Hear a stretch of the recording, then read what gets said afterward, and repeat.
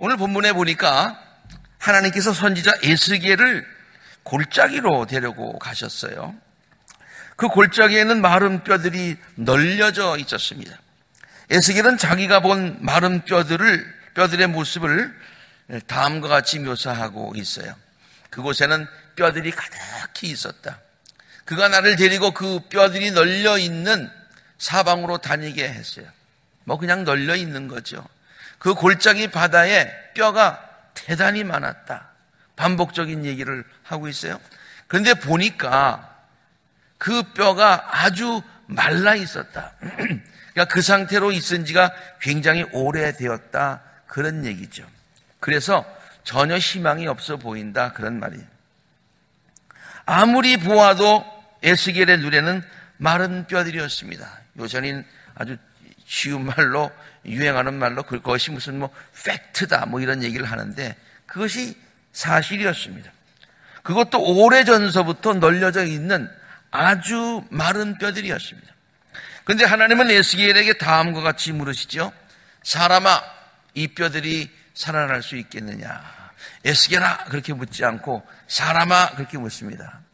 이것은 모든 사람들이 공통적으로 보고 있는 사람의 관점을 이렇게 얘기하고 있는 거라고 볼 수 있어요. 에스겔에게 네가 이 뼈가 살아날 수 있겠느냐라고 묻습니다. 그러자 에스겔이 대답합니다. 주 하나님, 주님께서는 아십니다. 그렇게 했어요. Well, you know, 그런 거죠. 참으로 아주 현명한 대답이라고 볼 수가 있죠. 현명하기보다도 아주 좀 피해가는 그런 대답이라고 볼 수가 있습니다. 하나님의 질문에 yes도 아니고 no도 아닌 대답이죠. 아마 에스겔은 마음속에 no라고 대답하고 싶었을 것입니다. 왜? 자기가 보는 팩트가 바로 그거니까. 그러나 하나님의 눈은 에스겔과 달랐습니다. 하나님은 그 마른 뼈들이 엄청나게 큰 군대를 이루는 것을 보고 계셨고 또 그렇게 하시는 계획을 갖고 계셨다. 그러네요. 실제로 하나님은 에스겔에게 그 마른 뼈들이 어떻게 하나님의 큰 군대가 되는가라고 하는 것을 아주 환상을 그에게 직접 구체적으로 보여주십니다. 너는 이 뼈들에게 대언하여라. 그래서 나는 명을 받은 대로 대언을 했습니다. 하나님의 말씀을 그냥 전했을 뿐입니다. 내 말이 아니었습니다. 하나님의 말씀이 나를 통해서 나간 것입니다. 하나님의 말씀은 능력의 말씀입니다. 그러니까 하나님의 말씀이 대언되니까 거기서 무슨 소리가 막 나는 거예요. 보니까 그것은 뼈들이 서로 이어지는 요란한 소리였다 그랬어요. 한번 상상을 해보세요. 그 뼈들이 막 툭탁툭탁툭탁툭탁 하고 맞춰지는 그것이 골짜기 가득 있으면서 한꺼번에 그게 맞춰지니까 얼마나 소리가 요란했겠을까. 내가 바라보고 있으니 그 뼈들 위에 힘줄이 쫙 뻗치고요. 살이 오르고요. 살 위에 살갗이 덮입니다. 그러나 그들 속에 생기가 없었어요. 그때 하나님께서 또 말씀하십니다. 사람아, 너는 생기에게 대언을 해서 그 생기에게 대언해서 그 안에 들어가게 하여라 그랬어요. 그래서 내가 명을 받아서 대언을 했습니다. 그러니까 생기가 그들 속으로 확 들어가게 되었어요.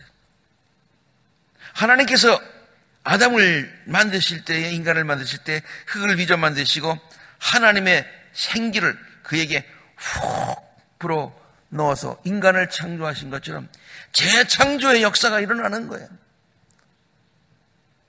하나님의 말씀을 대언하니까 에스겔의 말에 의해서 이루어지는 것이 아니라 하나님의 말씀을 대언하니까 생기가 와가지고 그 모든 것에 뼈에 슉 하고 생기가 들어가게 됐어요.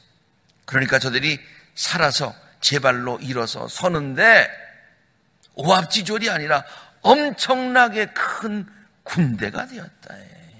군대는 뭡니까?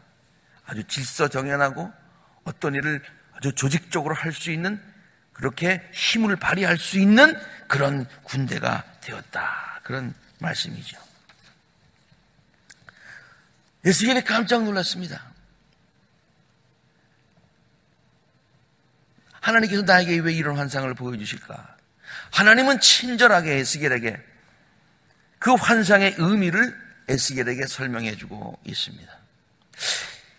이 환상의 의미를요, 제가 그 노란 글씨로 정리를 해놨어요. 먼저 노란 글씨만을 읽으면은 사람들은 이것을 그 마른 뼈들을 보고서, 단순히 마른 뼈들을 보고서 절망한다. 자기 자신들을 마른 뼈라고 생각하고 자기가 처해 있는 상황을 마른 뼈라고 생각한대요. 그래서 절망하고 실망한다. 그러나 그 다음 노란 글씨를 보면은요, 그러나 하나님의 눈으로 그것을 바라보면 그것은 실제로 마른 뼈들이 아니라 하나님의 군대다. 아니, 하나님의 군대로 만드시려는 하나님의 섭리가, 거기 계획이 있다. 그런 얘기예요. 한번 다시 본문 말씀을 보겠습니다. 사람아, 이 뼈들이 바로 이스라엘 온 족속이야. 자기 자신들을 마른 뼈라고 생각하고 있어. 다른 사람들이 볼 때도 마른 뼈 같아. 아마 바벨론 사람들이 봤을 때는 저들은 포로로 잡혀온 아무것도 아닌 거야. 소망이 없는 민족이야. 마른 뼈들이야. 이렇게 얘기할 수 있어. 그들이 말하기를 우리의 뼈가 말랐고 우리의 희망도 사라졌으니 우리는 망했다. 끝이다. 이렇게 생각한다는 거예요.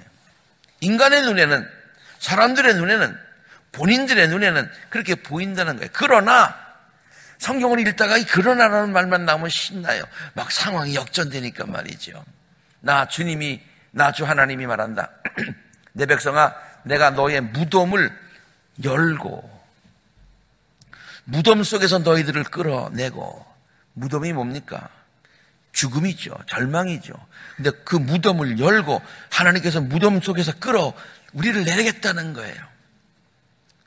내가 내 영을 너희 속에 두어서 너희가 살 수 있게 하고 너희를 너의 땅에 다시 데려다 놓겠으니 그때서야, 너희들이 다 회복되고서야 그 다음에 나 주가 말하고 나 주가 이룬 줄을 알게 될 거야. 하나님께서 에스겔에게 이런 환상을 보여주신 이유는요, 하나님의 눈으로 네가 처한, 너 자신과 네가 처한 상황을 바라보고 에스겔 너 자신이 그것을 깨닫고, 그리고 민족들에게 가서 하나님의 눈으로 너희들의 자신과 상황을 바라볼 수 있는 영적 지혜를 가져라, 그것을 전해라 라고 하는 그런 뜻으로 이 환상을 보여주신 것이죠. 이것은 비단 오늘 우리가 본문 말씀에서 그 당시 포로 생활을 하고 있었던 이스라엘 백성들에게만 전한 말씀이 아니지요.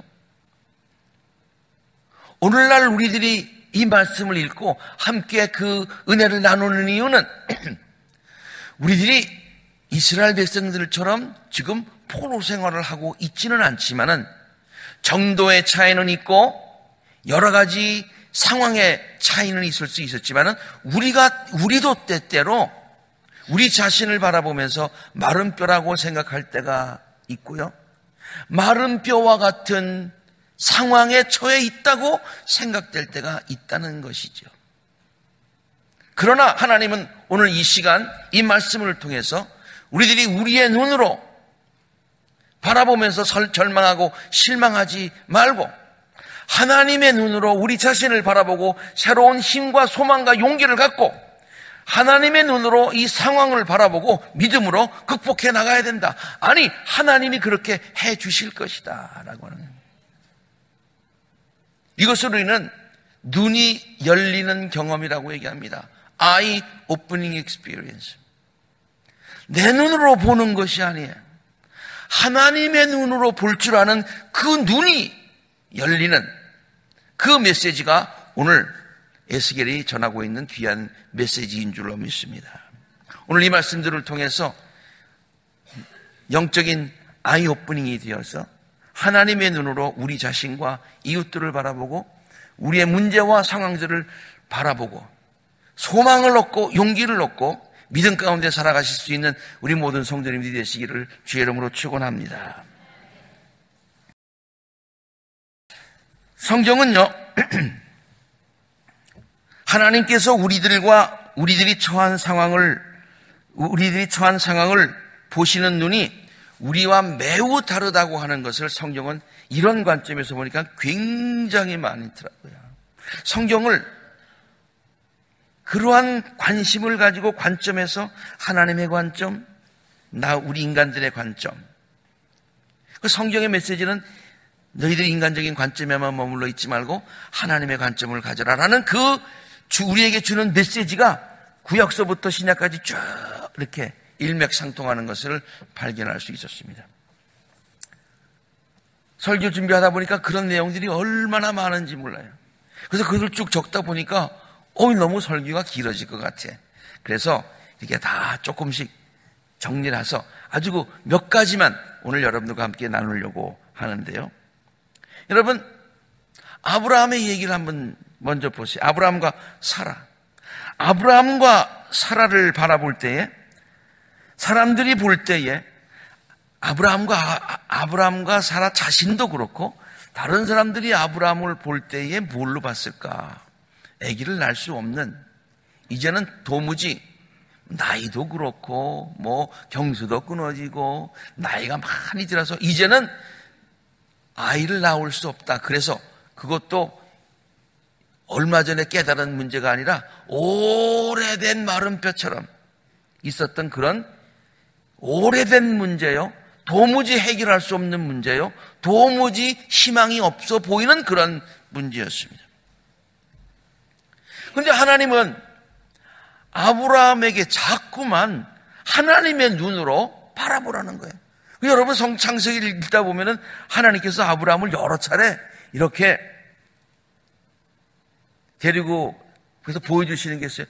하늘의 별을 보라, 바닷가에 있는 모래를 보라. 자꾸만 보래요.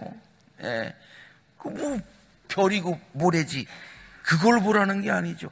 하나님의 눈으로, 너는 지금 nothing, impossible 이런 상황으로만 보지만, 마른 뼈로만 보지만은 하나님은 어떻게 보시는 거 아니? 아브라함과 사라의 몸을 통해서 태어날 자손들이 하늘의 별과 같이 많은 것을 하나님은 지금 보고 계신 거예요. 바닷가의 모래, 셀 수도 없는 그만큼 많을 것이라고 하나님은 그걸 보시는 거예요.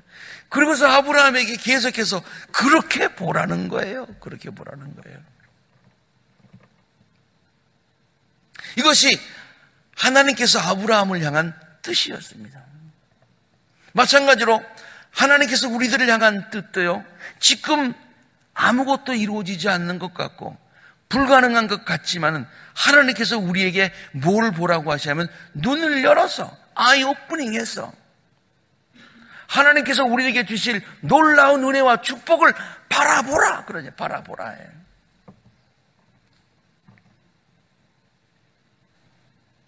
아브라함과 사라가 자신을 보는 관점도요, 하나님이 그들에게 기대하고 있는 관점과는 아주 스케일에 큰 차이가 있는 것을 발견하게 됩니다. 아브라함은요, 이름이 뭐냐면은 그 이름의 뜻은 한 가정의 존귀한 자다, 그런 뜻이에요. 한 가정과 그 가문의 존귀한 자다. 그렇게 되기를 원했겠죠. 또 그렇게 부모들이 되라고 바랬겠죠. 그런데 그 범위가 한 가정을 벗어나지 못했습니다. 그것이 인간이 갖고 있는 한계입니다. 그 그릇의 크기입니다. 그런데 하나님은 아브라함에게 새로운 이름을 주셨어요. 사라에게 사라라고 하는 새로운 이름을 주셨어요. 아브라함이 아브라함으로 됐고 사라가 사라로 바뀌었어요. 그 이름에 바뀐 뜻이 무슨 뜻인지 아시겠어요? 무슨 글자 하나 차이 같지만은 그것은 뭐냐면은 한 가정의 존귀한 자가 아니라 모든 민족으로부터 존귀함을 받는 자, 그렇게 이름을 바꿔주셨어요. 여러분 놀랍지 않아요? 자기는 자기 자신을 생각할 때 내가 우리 집안에서 존귀 여김을 받으면 좋겠다. 그것도 굉장하지. 근데 하나님은 거기에 머무르지 아니하시고 너는 모든 민족의 존귀함을 여김을 받는 모든 민족의 조상이 될 거야. 하나님께서 보시는 관점이 다르. 그리고 그 세대뿐만이 아니라 오고 가는 모든 세대의 조상이 될 거야. 야, 하나님의 그 기대가, 우리를 바라보시는 기대가 얼마나 큰지를 가늠해 볼 수 있는 그런 이야기라고 생각합니다. 모세가요, 그 다음에 또 이런 관점에서 보니까 모세의 얘기가 생각이 나더라고요. 모세가 궁전에서 지낼 때는 정말 로얄 패밀리지 뭐. 물론 어답트되어 오긴 했지만은 그래도 로얄 패밀리였어요. 부족함 없이 자랐어요. 그리고 총망을 받았습니다. 예. 공주의 양아들이지만은 나중에 바로가 될 수도 있는 가능성도 없지는 않았었던 것 같아요. 그래서 somebody, I am somebody 그렇게 지냈었던 거예요. 그런데 그가 궁정에서 쫓겨나게 되었죠. 그래서 광야에서 이제 생활하면서, 그리고 장인 이드로의 양을 치면서 그가 그 40년의 기간 동안에 깨달았던 것은 somebody가 아니라 nobody가 되어버렸어요. 자존감이라고 하는 것은 다 떨어졌어요. 40년 오랜 세월 동안에 아주 말라 비틀어진 뼈가 되었어요. 자기 자신을 바라볼 때 자기는 아무것도 할 수 없다고 생각했어요. 하나님이 그를 부르셨을 때 내가 지금 이 나이에 뭘 하겠습니까? 라고 대답하지 않습니까? 내가 아니라 합당한 사람을 보내십시오. 그렇게 하지 않습니까? 그러나 하나님은 그 모세를 민족의 지도자로 삼으십니다. 아무것도 아니라고 생각하는 그 모세를, 노바디라고 생각하는 모세를 갓바디로 만드셨다, 그런 얘기예요. 갓바디가 뭐냐? 영어 사전 암만 찾아봐야 없어요. 하나님께서 쓰시는 그러한 지체로 쓰셨다는 얘기예요. 그래서 모세가 말을 하자 기적이 일어나는 것이 아니라 하나님께서 모세를 통해서 말씀하시자 기적이 일어나게 되는 것이죠. 하나님이 보시는 관점이 다른 거예요. 하나님의 스케일이 다른 거예요. 사람들이 요셉을 바라볼 때에 어떻게 봤겠습니까? 철없는 아이, 보디발의 집에서 일하는 하잘것없는 어린 종, 감옥에 갇힌 불쌍한 죄수, 그렇게 봤겠죠. 그러나 하나님은 요셉을 달리 보셨습니다. 그래서 장차 민족을 구원할 그 같은 애굽의 총리 대신으로 삼으시고 민족을 구원할 민족의 지도자로 삼으십니다. 신약으로 한번 와볼까요? 베드로의 본래 이름은요, 시몬이었습니다. 시몬 베드로. 그렇죠? 시몬 베드로. 그렇게 얘기하는데 본래 이름은 시몬이었어요. 그 시몬이라는 뜻을 보니까 그 유대 사람들에게 굉장히 흔한 이름이었었는데 뜻은 갈대라는 뜻이에요. 갈대 어떻습니까? 약하다는 것의 상징이죠. 물론 시몬만 약한 것이 아니라 우리 모든 인간이 그런 면에서 다 시몬이죠. 갈대지요. 그런데 예수님은 시몬을 바라보시면서 너가 이제는 갈대가 아니야 하면서 사실 시몬이 갈대 같았었죠. 예수님을 그렇게 따라섰는데 조그만 어린아이가 물어본다고, 여종이 물어본다고 해서 예수님을 배반하고 모른다고 하고 이렇게 도망가고 하는 거 보면 갈대는 갈대요. 그러나 예수님께서는 그 약한 시몬, 그 뒤에 숨어있는 하나님께서 주시는 무한한 잠재력을 보신 거예요. 너는 이제는 시몬이 아니라 너는 게바 베드로다. 베드로는 rock, 반석이란 뜻이에요. 여러분, 갈대하고 반석하고는요, 이건 뭐 보통 엄청난 차이가 아닙니다. 인간의 시선은 갈대, 하나님의 시선은, 예수님의 시선은 반석이에요.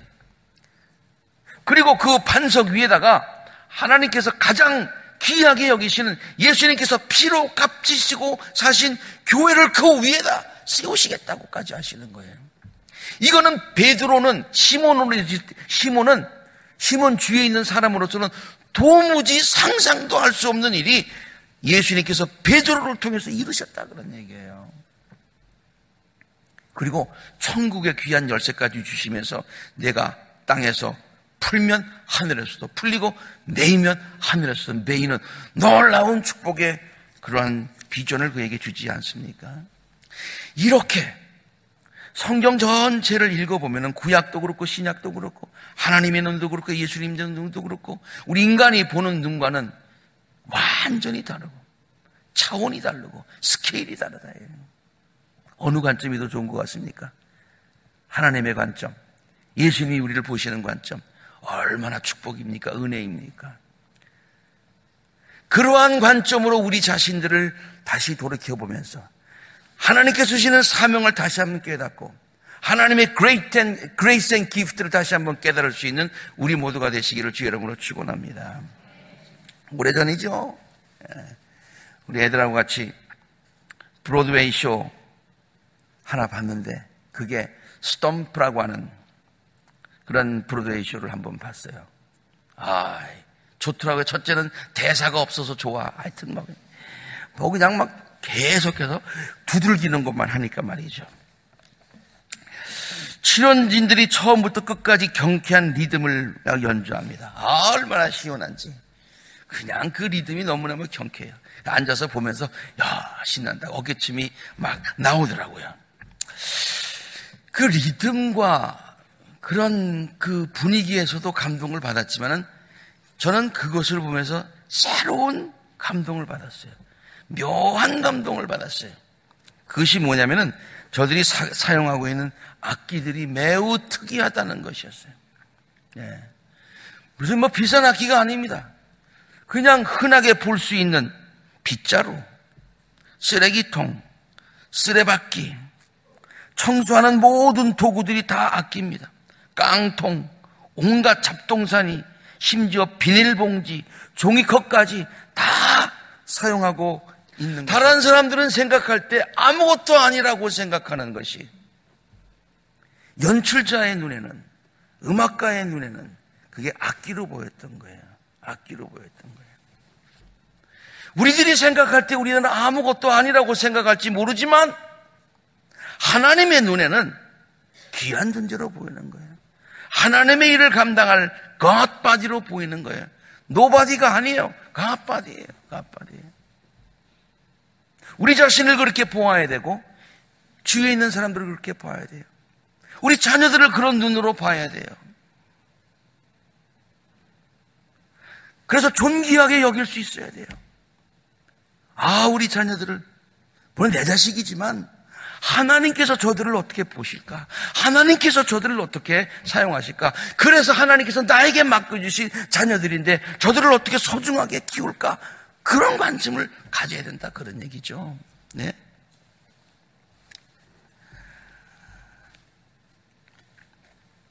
위대한 화가고 건축가인 조각가 미켈란젤로의 유명한 이야기를 여러분 이미 많이 들으신 줄로 압니다.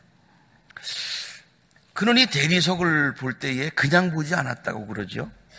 그냥 돌로 보지 않고 그 돌 안에 있는 그 형상을 보았다는 거예요.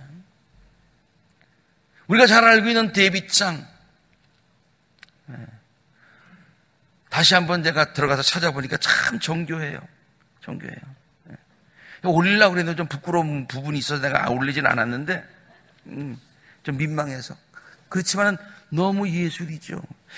대리석을 보면서 그냥 대리석을 본 거 아니라 그 안에 있는 데이빗상을 본 거예요. 그리고 그 돌도요, 어떤 사람이 그 조각을 하다가 실패한 돌, 버릴 돌, 아까워서 그냥 한번 해보실래요? 그렇게 해가지고 맡았던 그 돌을 보고서 다른 사람들은 버린 돌이지만 미켈란젤로는 그 안에서 데이빗상을 본 거예요. 아무 아무거나 이 대리석이라고 가지고 그 아무거나 나오는 게 아니라고 그래요. 그 대리석의 결들을 보고요. 모든 것을 보면 이걸 요렇게 하면 요렇게 되겠구나라는 것이 조각가의 눈에 보인다는 것이죠. 근데 그렇게 보였다는 거예요. 그래서 2년 동안 해서 만든 작품이 데이빗 상이 되는 것이죠. 여러분, 여기 우리 교회는 스타인글라스가 이렇게 좀 스티커로 이렇게 됐습니다만은 천주교 성당 같은 데 가면은 스테인글라스가 아주 이뻐요. 너무 이뻐요. 거기서 들어오는 빛도 너무 아주 황홀해요. 너무 멋있어요. 근데 그 스테인글라스 하나하나에 있는 그 조각들은요, 깨진 유리예요. 깨진 유리예요. 엄청난 값을 주고 산 게 아니라 깨진 유리예요. 깨진 유리. 근데 그 깨진 유리들을 이렇게 맞추고 저렇게 맞춰서 아름다운 그 같은 스테인글라스를 만들지 않습니까? 하나님께서 바라보시는 눈으로 우리 자신을 바라보고 다시 한번 소망을 갖고 소명감을 갖고 자신감을 갖고 또 이웃을 바라보면서 그러한 사랑의 눈으로 바라보고 우리 자녀들을 그렇게 바라보고 그래서 다 함께 하나님의 귀한 뜻을 이룰 수 있는 우리 모두가 되었으면 참 좋겠습니다. 두 번째 포인트가 되겠는데요. 두 번째 포인트는 뭐라고 그랬어요? 우리를 하나님의 눈으로 우리와 우리 자신을 바라보는 것이 아니라 두 번째 포인트는 우리가 처한 세상을 바라보는데 특별히 어려움에 처했을 때 문제를 바라보는 우리의 눈이 아니라 하나님의 눈으로 바라보기를 원하고 우리가 처해 있는 상황을 우리의 눈이 아니라 하나님의 눈으로 바라보기를 원한다고 하는 그런 말씀을 드리려고 합니다. 마른 뼈라고 하는 것은요, 앞에서도 말씀드렸듯이 절망적인 상황입니다. 소망이 없다고 생각하는 상황입니다. 그러나 마른 뼈들과 같은 상황은요, 하나님께서 기적을 일으키실 수 있는 기적을 행하시는 장이다. 마른 뼈들과 같은 상황은 절망적으로 보이는 상황, 소망이 없다고 보이는 상황을 우리가 맞이할 때가 많은데 그때는 우리의 눈으로 바라보면서 절망하는 때가 아니라 하나님의 눈으로 바라보면 하나님이 그 상황 가운데 개입하셔서 하나님이 거기에서 기적을 일으킬 수 있는 기적의 장이 되더라 그런 얘기예요. 그렇게 생각하면서 성경을 쭉 다시 한번 보니까요, 성경에 많은 기적들이 있잖아요. 근데 그 기적들이 행해질 때의 상황은 전부 다 마른 뼈들이 가득한 상황, 그런 상황에서 하나님의 놀라운 일들이 일어났더라고요. 그냥 가만히 있는데 기적이 일어난 게 아니라 정말로 마른 뼈와 같은 데스퍼레이트한 절망적인 그런 상황 가운데서 하나님의 능력을 믿었을 때에 하나님의 능력이 개입해서 일어난 것, 이것이 기적이더라고요. 기적이더라고요. 홍해가 언제 갈라졌나요? 홍해가 언제 갈라졌나요?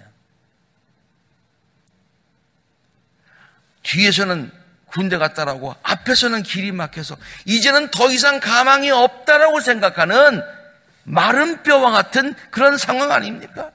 희망이 없다는 상황 아닙니까? 이젠 다 죽었다는 상황 아닙니까? 그러나 하나님의 눈은 달랐습니다.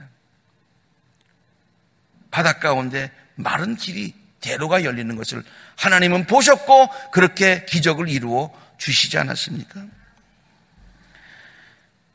광야에서 이스라엘 백성들이 많은 기적을 체험하였어요.